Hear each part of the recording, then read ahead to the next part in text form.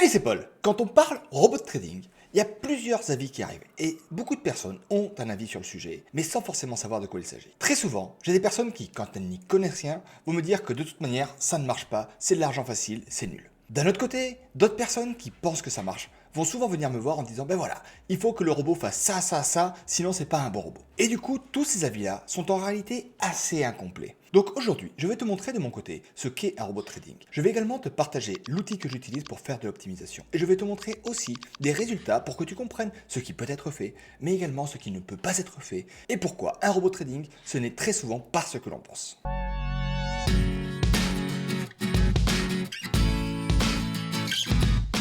Sur les robots trading, la plupart des personnes pensent que un robot trading, c'est juste un outil que tu vas prendre et que tu vas mettre sur un compte pour le laisser tourner et que grâce à lui, tu vas avoir de l'argent qui va arriver tout seul sur ton compte comme ça, sans rien faire. Et ça, en fait, c'est une vision qui, effectivement, est beaucoup trop belle pour être vraie.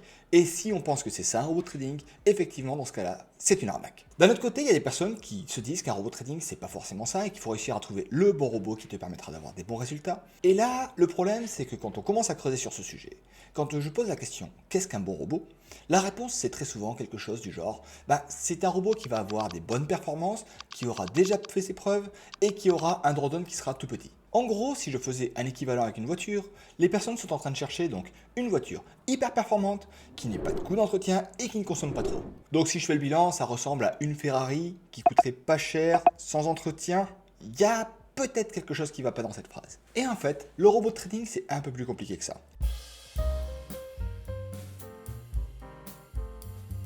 Pour commencer, je vais t'expliquer quelle est ma définition pour moi d'un bon robot. Contrairement à ce que les personnes pensent, pour moi, un robot, ce n'est qu'une boîte à outils. Ce n'est pas lui qui fait le cours du travail, ce n'est pas sur lui que je vais spécialement m'appuyer pour avoir les plus gros résultats. Ce que j'attends de lui, c'est qu'il fasse bien son travail. Par exemple, le robot du pack découverte que j'offre, celui-ci a l'avantage de faire extrêmement bien son travail au niveau du grid et a un paramétrage qui est assez limité, mais qui permet de largement avoir de bons résultats en fonction du type de profil que l'on voudra. Mais du coup, ça c'est un robot qui pour moi est idéal quand on débute, parce qu'il a l'avantage d'être assez simple à prendre en main, et il t'évitera de passer des heures et des heures à faire des essais qui ne te serviront pas forcément à grand chose. Mais ensuite, quand on commence à avoir plus de fonds, ou qu'on commence à vouloir faire un travail plus approfondi, c'est intéressant d'avoir des robots qui te permettront de faire plus de choses. Je vais te montrer par exemple ici mon robot vraiment favori, et que clairement j'utilise de mon côté de manière assez fréquente pour plein de choses différentes. Ce robot-là, donc pour moi, c'est le Strategy Creator. Et en fait, si on regarde au niveau de ces paramètres-là, la particularité, c'est que en réalité, il a énormément de paramètres. Mais dans la réalité, ce qu'il faut bien comprendre aussi,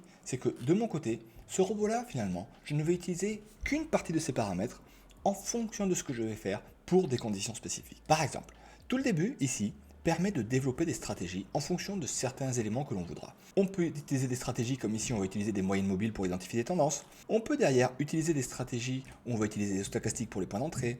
On pourra utiliser le MACD, on pourra utiliser plein de choses comme ça. Et à l'aide de tous ces outils-là, en fait, on va pouvoir donc avoir des stratégies qui vont ressembler à ce que l'on voudra faire au niveau des points d'entrée. Et par la suite, ce robot apporte également pas mal de fonctionnalités qui vont être intéressantes, mais qui ne seront pas toutes utilisées en même temps. Par exemple, on pourra bien évidemment mettre un TP, mais on peut aussi travailler avec ou sans stop loss si on en a envie. On peut également travailler donc avec des mécanismes de grid ou de martingale si on a envie de le faire. On peut avoir toute une partie sur la gestion du risque qui va être ici, et on va pouvoir travailler par exemple en limitant le nombre d'ordres, en limitant la taille des positions, et en espaçant les positions entre elles pour éviter qu'on ait trop de trades qui se présentent en même temps. Et en fait, ce qu'il faut comprendre ici, c'est que tous ces paramètres-là, ils ne vont jamais servir en même temps. Le but, ce n'est pas d'avoir un robot qui utilise tout ça.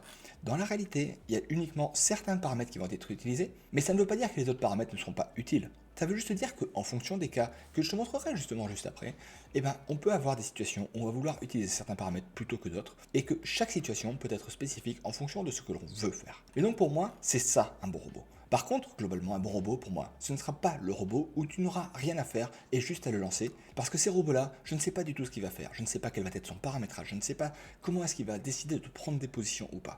Et donc, pour moi, je ne dis pas qu'un bon robot est forcément un robot très compliqué. Mais par contre, je dis juste qu'un bon robot doit faire ce que toi tu veux et que tu puisses le maîtriser comme il faut. Par contre, pour qu'il fasse ça, il faut effectivement que l'on sache déjà bien de notre côté ce que l'on veut faire. La question la plus importante quand tu vas commencer à travailler, c'est globalement quel est ton objectif. Il faut bien comprendre que ton objectif ne peut pas être juste d'avoir un robot rentable avec un risque faible. Ça, techniquement parlant, c'est quelque chose qui est assez utopique et qui peut, en fonction des situations, même pas être réaliste. Je vais te donner un exemple concret. Ça, c'est vraiment mon compte favori qui tourne depuis un certain temps et qui effectivement a un très bon résultat, très régulier, avec un drawdown donc qui a été au maximum de 15% récemment là, et qui globalement représente, je pense, une image de bon robot. Mais quand on commence à présenter ce genre de résultats, je vois qu'il y a beaucoup de personnes qui déjà vont me dire ok, mais les rendements sont trop petits. Moi, je voudrais un rendement plus important que 4% par mois. Et là, du coup, techniquement parlant, oui, c'est tout à fait possible et je te montrerai par la suite qu'on peut largement dépasser les 4% par mois. Mais par contre, ce qui très souvent n'est pas compris, c'est que quand on va dépasser ce 4% par mois ici, déjà, on va voir un truc au niveau du drawdown qui va se présenter. Là, en fait, on a un drawdown à 15%, donc sur plusieurs années consécutives, très bien. Mais en fait, à côté de ça, il y a un rendement qui est donc de 4-5% par mois et qui fait que globalement, avec ce rendement-là, effectivement, il n'y a pas eu besoin de dépasser ce drawdown-là. Et ça s'est bien passé pour ce compte. Il faut aussi dire ce qui est. Mais du coup, à partir du moment où on va commencer à chercher des rendements plus significatifs, eh ben, il y a des grandes chances qu'à un moment donné, qu'on le veuille ou non, le drawdown vienne à déraper. Ensuite, l'autre élément à comprendre aussi, c'est que là, on parle d'un compte qui a donc un capital de 3 000 € environ. Et ce qu'il faut comprendre, c'est que ce compte à 3 000 € donc, a fait un drawdown à 15%. Mais au niveau des positions, si on les regarde, on va se rendre compte que la plupart des positions sont déjà en 0,01, 0,01, 0,01, et que parfois il y a eu un grid qui s'est enclenché qui a fait un peu monter les positions. Mais du coup, ce qu'il faut bien comprendre ici, c'est qu'on ne pouvait pas faire quelque chose de plus doux avec le Forex. Et donc, si jamais de ton côté, tu avais un capital de 1 000 € et que tu avais lancé exactement les mêmes robots, alors certes, tu aurais eu un rendement à 15% par mois, ce qui aurait été du coup bien supérieur à ça. Par contre, à côté de ça, ton drawdown n'aurait plus été de 15%, mais de 45%. Capital 3 fois plus petit, le drawdown donc aurait eu 3 fois plus d'impact et il aurait été bien plus significatif. En réalité, ton résultat va être étroitement lié à ce que tu cherches à faire. En fonction de ce que tu voudras faire, en fait, tu pourras paramétrer les robots de manière plus ou moins agressive, tu pourras faire en sorte d'en lancer plus ou moins, et tu pourras faire des choses bien distinctes par rapport à tout ça. Mais pour tout ça, il va bien falloir comprendre que un bon robot, ce n'est pas un robot juste que tu lances, c'est le robot que tu auras paramétré comme il faut. Et pour ça, il va falloir donc dès le départ commencer à mettre au clair quel va être ton money management. Concrètement, une personne qui a 50 000 ou 100 000 € à consacrer au trading peut tout à fait effectivement créer plusieurs comptes de 5 ou 10 000 € qui auront de la place pour respirer. Et en faisant ça, comme elle a des capitaux qui sont assez significatifs, elle ne va pas forcément chercher à faire des rendements de 15-20% par mois. Parce que finalement, si sur 100 000 € tu commences à faire déjà ne serait-ce que 5%, ça commence à représenter 5 000 € par mois. Et donc là, concrètement, on commence à avoir des résultats qui ont largement du sens. D'un autre côté, une personne qui a que 1 000 € de capitaux, si elle commence à faire du 5% par mois, bah, c'est-à-dire qu'elle fait 50 € à la fin du mois. Et 50 € sur 1 000 € en passant des heures et des heures à travailler le sujet, ça peut paraître assez frustrant. Et donc, très souvent, quand on a des petits capitaux, on va chercher à avoir des choses plus agressives, au moins le temps de se constituer un capital. Mais effectivement, en faisant ça, on risque d'avoir pas mal de surprises et d'émotions. Mais en même temps, si on perd 30% sur 1 000 €, ça représente 300 €. Pour pas mal de personnes, ça peut aller. Par contre, si jamais on commence à avoir des capitaux à 100 000 €, tu comprends bien qu'on ne vivra pas ce drawdown de 30% de la même manière. Là, quand tu commences à perdre 30 000 €, tu peux tout à fait effectivement avoir des émotions qui vont être différentes. Et donc dès le départ, il va falloir commencer à se poser la question de quel est le money management que tu vas envisager. Et n'oublie pas éventuellement de rajouter le principe de boule de neige, donc l'effet cumulé qui va se traîner derrière en fonction du capital que tu as pour justement te mettre sur quelque chose qui ait du sens. Typiquement, si tu as 1 000 € et que tu fais 10% par mois, bah en fait, effectivement, le premier mois, ça ne représentera que 100 € par mois. Par contre, au bout de 12 mois, tu seras déjà passé sur un capital de 1 000 à 3 000 €, et là, ça commencera à représenter 300 € par mois. Et si de ton côté, tu fais du 10%, et qu'à côté de ça, tu as encore ton emploi, et que le trading ne te prend finalement pas tant de temps que ça, et ça te permet d'arrondir tes fins de mois en gagnant 300 € de plus par mois ou des choses comme ça, ben globalement, ça ira. Tu n'auras plus forcément tant de travail à fournir parce que tu maîtriseras bien les choses, et à ce moment-là, ça pourrait être un bon objectif. Par contre, si de ton côté, l'objectif c'est d'en vivre, bah effectivement, il va falloir en face mettre des capitaux qui aient du sens pour faire en sorte donc de pouvoir en vivre en te diversifiant par la suite. Mais très clairement, avec 1 000 € ce ne sera pas possible parce qu'en partant de 1 000 €, bah, il faudrait faire des rendements qui seraient énormes et ça, dans tous les cas, peut-être que c'est faisable sur un mois, mais par contre ce ne sera pas tenable sur le long terme. Donc l'objectif là, ce sera très clairement en fait de, dès le départ, savoir ce que tu veux faire et éventuellement de te projeter, non pas pour demain, mais pour dans 1 an ou 2 ans, et te dire que dans 2 ans, potentiellement, tu auras tout ce qu'il faudra pour réussir à être rentable sur le long terme. Ensuite, l'autre élément impératif à bien comprendre aussi, c'est que le money management ne sera pas forcément à faire de la même manière en fonction des capitaux, certes, mais pourra également être varié pour une seule personne. En gros, très souvent, une personne qui investit en bourse de manière significative va te donner des conseils du genre fais en sorte de te mettre sur des actions qui aient un rendement qui soit correct, mais qui prennent pas trop de risques, donc sur par exemple 50 ou 60% de ton capital total. Ensuite, tu peux peut-être te mettre sur 10 ou 20% de tes capitaux sur des choses qui ne prennent pas de risques, des obligations ou des choses comme ça pour éviter d'avoir des surprises.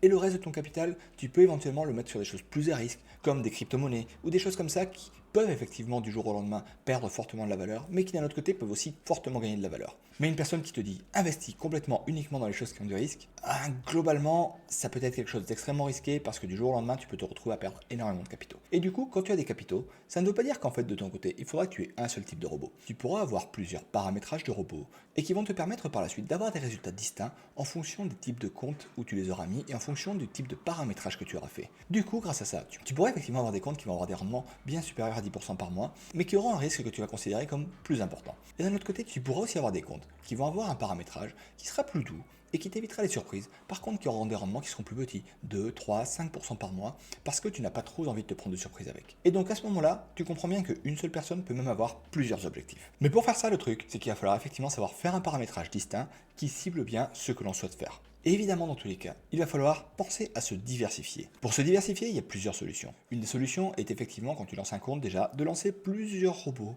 distincts sur plusieurs symboles différents. Une autre possibilité sera effectivement de travailler l'agressivité et la manière de travailler des robots que tu vas utiliser.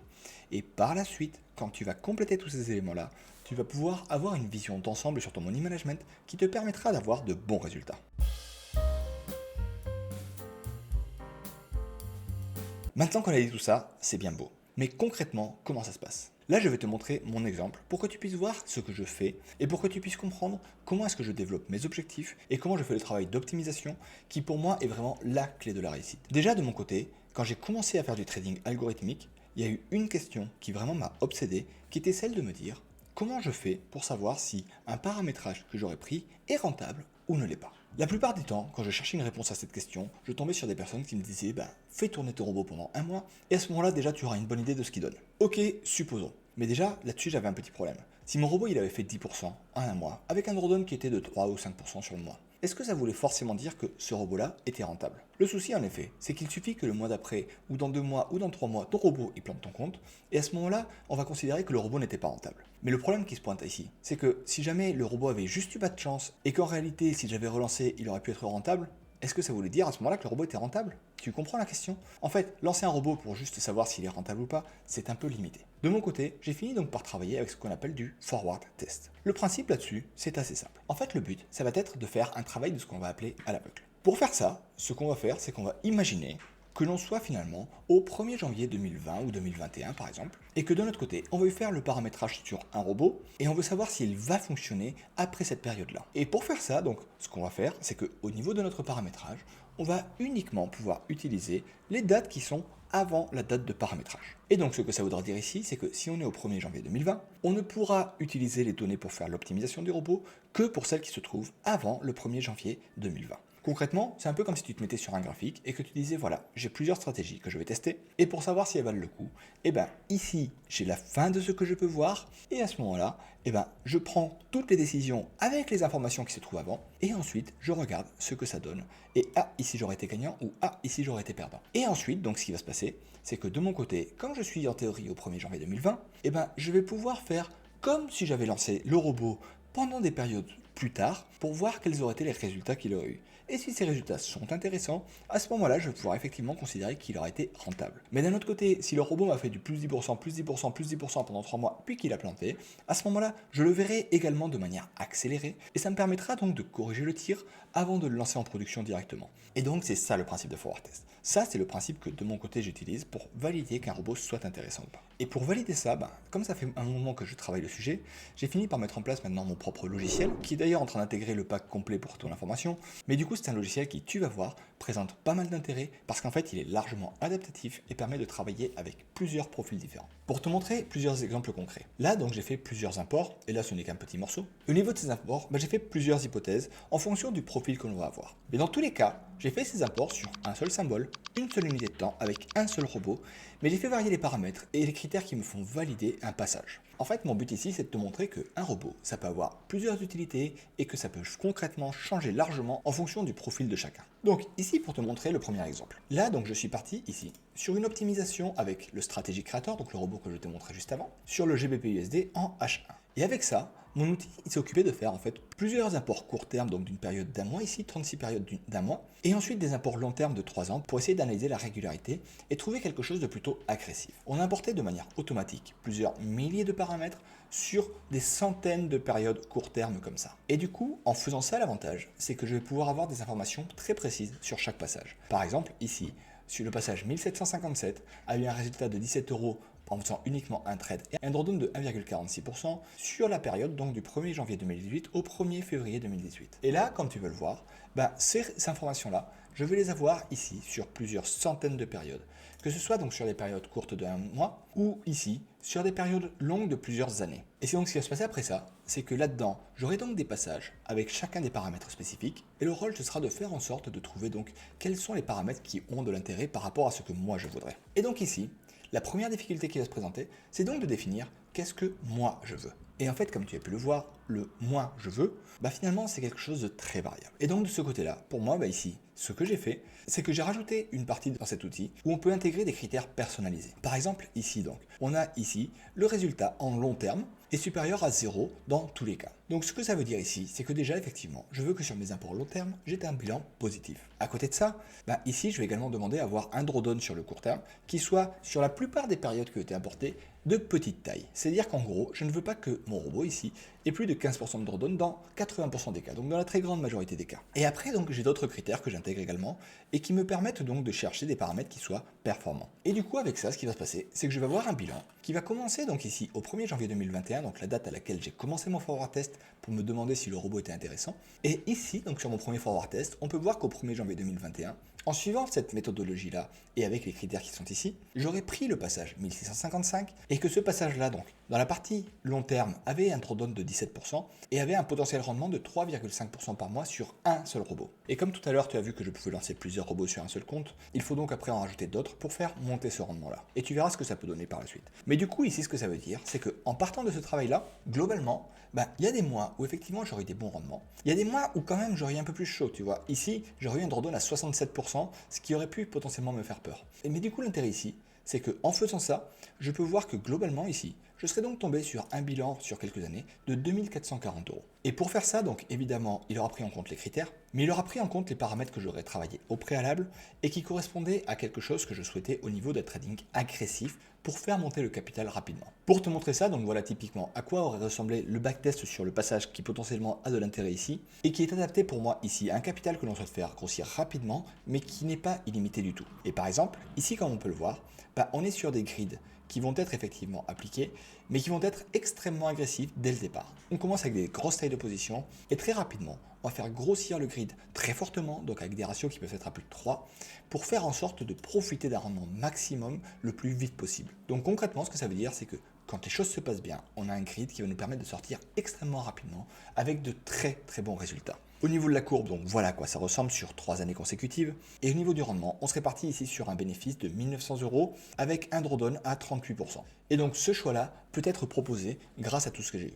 Par contre, comme tu peux le voir, c'est également un choix qui peut avoir de très grosses surprises parce que dans tous les cas, un gros rendement va présenter des grosses surprises. Ensuite, par contre, ici ce qu'on a vu, c'est qu'on avait quelque chose où on prenait un risque très significatif pour avoir un rendement très important, où on pouvait dépasser le 3, 4, 5% par mois. Mais à côté de ça, si jamais tu as des capitaux qui sont un peu plus significatifs, tu vas peut-être commencer à vouloir protéger un peu plus ton capital. Et donc là, tu vois, je suis parti sur le même robot, avec des paramétrages différents cette fois-ci, pour faire en sorte d'avoir un mécanisme qui sera plus sécurisé. Et du coup, ici, ce qui se passe, c'est que cette fois-ci, j'ai fait un import non plus pour 1000 euros, mais cette fois-ci pour 3000 euros, mais toujours sur le même symbole et en commençant à la même date. Et là, par contre, au niveau des critères, j'ai commencé à intégrer des critères qui vont faire en sorte de renforcer la sécurité au niveau de mes passages. Par exemple, ici, j'ai commencé à lui intégrer le fait que je voulais un drawdown sur le long terme qui soit inférieur à 20%. Là-dessus, pour renforcer la sécurité, j'ai également fait en sorte de demander à l'outil de m'importer des données qui soient plus longues. On n'est plus en train de travailler là sur du 36 périodes de 1 mois, on est en train de travailler sur 36 périodes de 2 mois. Et à côté de ça, sur le long terme, je travaille sur des périodes de 6 années cette fois-ci pour faire en sorte d'avoir un robot qui a rencontré plus de difficultés pour limiter un peu plus les surprises tout en permettant de maintenir un bon rendement. Et là du coup, au niveau du rendement, comme on peut le voir ici au 1er janvier 2021, il m'aurait proposé le passage 992, puis le 800, et petit à petit, au niveau du bilan global, cette fois-ci, on aurait fait, en partant d'un capital de 3000 euros, 707 euros sur la période en question, juste sur un robot. Mais du coup, quand on regarde ici au niveau des rendements, on peut se rendre compte qu'effectivement, il y aurait eu 1 ou 2 mois où on aurait eu un drawdown à 15%. Mais par rapport au drawdown qu'on a pu voir précédemment, ça n'a absolument rien à voir. Et là, du coup, on se retrouve avec des rendements qui, globalement, sont plus petits, mais qui nous permettent d'avoir bien moins de surprises. Au niveau du backtest, donc voilà à quoi ça ressemble. On est sur un backtest où on fait 1561 euros avec un drawdown de 19%, très bien. Et si on regarde ici au niveau du graphique, on est sur quelque chose d'assez régulier. Et au niveau du grid, par contre, Cette fois-ci, on va voir qu'on est effectivement sur quelque chose où la taille de position va grossir de manière beaucoup plus douce. On commence déjà sur des tailles de lot qui sont plus petites, à 0,01, et ensuite on va monter à 0,02, puis 0,03. Et donc, en fait, en faisant grossir ça de manière très lente, on va profiter des fluctuations du marché en limitant déjà notre risque au départ. Mais donc là-dessus, c'est pareil. Il faut donc revoir les critères que l'on va avoir pour travailler ce sujet-là. Et enfin, l'autre cas que je trouve intéressant, c'est par exemple celui-ci, où cette fois-ci, je me suis amusé à faire des optimisations sur un capital plus significatif, donc 10 000 euros. Mais au niveau déjà du robot, j'ai travaillé ça de manière complètement différente au niveau des paramètres. Pour te montrer ça en gros, voilà donc typiquement le paramétrage que j'ai appliqué sur celui-ci. En gros, je suis effectivement reparti cette fois-ci, encore une fois sur un mécanisme de grid. Mais cette fois-ci, il y a plusieurs particularités qui, tu vas voir, vont faire en sorte que l'on renforce largement la sécurité au niveau de notre compte pour éviter les surprises. Ici déjà, au niveau du grid, je n'ai fait en sorte de ne pas avoir un grid avec des distances fixes, mais uniquement un grid qui se met en route quand le scénario est parfaitement respecté. Donc typiquement, ce que ça veut dire, c'est qu'on ne va pas avoir des grids, on va par exemple avoir plein de positions qui vont s'ouvrir là-dessus. Les positions en grid ne seront ouvertes qu'à partir du moment où on a un nouveau point d'entrée. Automatiquement, ça fait qu'on a des points d'entrée qui sont de meilleure qualité, et en général, comme par exemple ici, on se retrouve à avoir beaucoup moins de positions ouvertes, parce que finalement, sur les grosses tendances, on n'ouvrira pas de position, et donc ça permettra de limiter les choses. En plus de ça, sur celui-ci, j'ai rajouté 2 sécurités supplémentaires. Déjà, j'ai mis un stop loss. Le stop loss est très loin, effectivement, comme on peut le voir ici. Mais attention, ce qu'il faut également savoir, c'est que en plus de ça, j'ai rajouté une autre sécurité dans les paramètres là, qui fait que le robot, en aucun cas, ne pourra ouvrir plus de 5 trades dans le même sens. Et en plus de ça, les trades ne peuvent pas dépasser la taille de lot max de 0,1. Donc ce que ça veut dire, c'est qu'en aucun cas, le robot pourra avoir une infinité de trades qui vont faire en sorte que l'on crame le compte rapidement. Ce qui va se passer ici, c'est qu'on va plutôt être sur quelque chose où on va avoir quelque chose de très sécurisé. Et si on regarde ici au niveau du rendement, en fait, on se retrouve ici avec un profit total de 1700 euros, mais avec un drawdown de 386 euros, donc de 3%. Ce qui cette fois-ci est extrêmement bas. Et si on regarde là, au niveau des critères, on peut avoir des critères qui vont être beaucoup plus sélectifs. On peut par exemple demander à avoir des critères où on fasse en sorte d'avoir des gains qui seront largement supérieurs au drawdown qu'on a pu rencontrer. On va également faire en sorte d'avoir des backtests où on ait des périodes d'analyse qui soient bien plus longues, par exemple sur 9 années consécutives. Et là, si on regarde, on a un rapport cette fois-ci où on a un résultat à 440 euros en commençant en 2021, mais quand on regarde ici, on se rend compte que le drawdown max qui a été rencontré a été globalement de 3,69%. C'est lui. Donc ça veut dire que là, on est vraiment sur quelque chose où on va axer la sécurité. Par contre, en axant ça sur la sécurité, automatiquement, on va se retrouver ici avec des résultats par mois qui seront plus faibles. Alors là, on est sur du 0,16. On peut aller plus loin si on commence à travailler sur des tailles de lot différentes. On peut faire des choses comme ça, évidemment.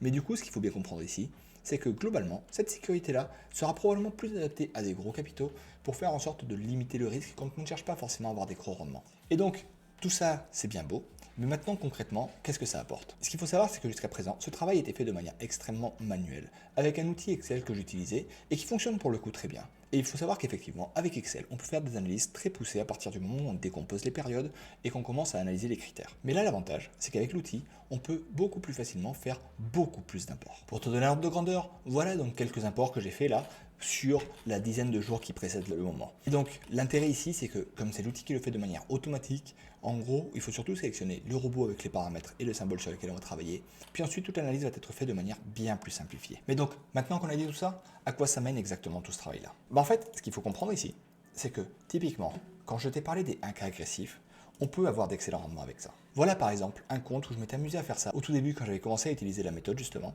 Et du coup, ici, comme on peut voir, sur ce compte de 1000 euros, ici, au niveau du rendement, on s'est retrouvé avec un rendement à plus de 59% par mois et avec un drawdown à 17%. Donc globalement, sur ce compte-ci de 1000 euros, j'ai pu avoir donc un rendement à plus de 240%. J'avais fait l'exercice plusieurs fois pour voir ce que ça pouvait donner et globalement, ça marche. Donc ici par exemple, je suis également sur un compte qui a fait donc plus de 22% par mois avec un drawdown à 36% et qui au global a dépassé le 100%, donc techniquement parlant, un bon seuil de rentabilité. Mais par contre, quand on fait cet exercice-là sur 1000 euros, on se rend compte que globalement, on aura quand même régulièrement des surprises. Donc si on veut faire grossir les capitaux de manière rapide, ça peut être une solution. Par contre, ça va effectivement impliquer du risque. Ou alors, si on a plus de capitaux, ça peut être une solution probablement pour justement faire en sorte d'avoir une partie de nos capitaux qui soit sur des choses plus agressives et plus dynamiques et qui nous permettront donc d'avoir des rendements plus importants. Ensuite, si on a des capitaux plus significatifs, comme 3 000 euros, on peut effectivement avoir ce genre de courbe comme celle que je t'ai montrée précédemment. Et sur du 10 000 euros, globalement, ça peut donner effectivement ce genre de courbe où ça se passe pas forcément si mal que ça, avec parfois sur celui-ci un petit peu de surprise, mais pas tant que ça. Et donc, quoi qu'il en soit, en fait, par la suite, ce qu'il faut bien comprendre, c'est que même de mon côté, si ça fait un moment que je travaille avec les robots de trading, en réalité, quand je commence à tester quelque chose de nouveau, je vais prendre le temps de surtout faire en sorte de passer par un compte de démonstration. Là, typiquement, je suis en train de m'amuser à tester certains paramètres, certains que je vais considérer comme plus doux, où je vais chercher à avoir un rendement un peu plus significatif que ce que j'ai d'habitude. D'autres où je vais partir très clairement sur des comptes à 1000 euros, avec l'objectif de faire vraiment du rendement beaucoup plus important. Et donc, en gros, ce qui va se passer, c'est que je vais repasser par une étape de compte de démonstration, parce que là, on est sur des paramètres que je ne connais pas forcément, et je vais voir comment ça se passe quand on commence à avoir comme ça plusieurs robots qui travaillent entre eux en parallèle. Là, tu vois, typiquement, c'est sur des comptes à 3000 euros où je suis en train de faire mes essais, et ici, c'est sur des comptes à 1000 euros où je fais également des essais. Et par la suite, je vais donc monitorer comme ça les différents comptes pour faire en sorte de voir ce qui fonctionne et ce qui ne fonctionne pas. Avec certains qui, par exemple, vont avoir des rendements mensuels qui ne sont pas trop mauvais, comme par exemple celui-ci là, qui a un rendement à 8% avec un drawdown à 2%, ce qui est plutôt donc un très bon rendement avec un drawdown qui sera très correct. Donc j'attends de le voir un petit peu comment il évolue dans le temps. Et à côté de ça, avec d'autres qui vont avoir des rendements qui pour l'instant ont besoin de mûrir. Comme par exemple celui-ci, qui est un robot qui donc travaille comme le robot que je t'ai montré avec un stop loss et qui pour le moment n'a pas très bien démarré sa période, mais on va lui laisser le temps de vivre parce qu'on ne peut pas tirer un bilan juste sur un mois et donc il va lui falloir un peu plus de temps pour voir si effectivement il arrive à remonter cette courbe. Et donc grâce à tout ça, je vais avoir des nouvelles informations avec des méthodes que je n'ai pas encore testées et qui vont me permettre de tester de nouvelles choses. Et donc ici maintenant de mon côté, grâce à ça, je sais que j'ai pas mal de membres qui vont pouvoir commencer à s'amuser, à faire en sorte de vraiment trouver des paramètres qui leur parlent. Et par la suite, ce sera effectivement beaucoup plus facile de se diversifier parce que malgré tout, ce sera ça l'objectif, éviter d'avoir tous ses œufs dans le même panier, quoi qu'il en soit. Voilà, j'espère qu'au travers de cette vidéo, tu comprendras un peu mieux de mon côté ce que j'entends par money management. J'espère aussi que tu comprendras que le trading algorithmique n'est pas une activité simple dans laquelle on prend un robot et on le lance et on gagne de l'argent. Ça, c'est complètement utopique. Et j'espère que là, tu verras que si tu as envie de te lancer, il va falloir que tu travailles tes outils pour trouver le paramètre qui taille personnellement et pour que de ton côté, tu puisses faire en fonction de ton capital et de tes objectifs. Maintenant, je vais te laisser à tes essais et je te dis à la prochaine. Ciao!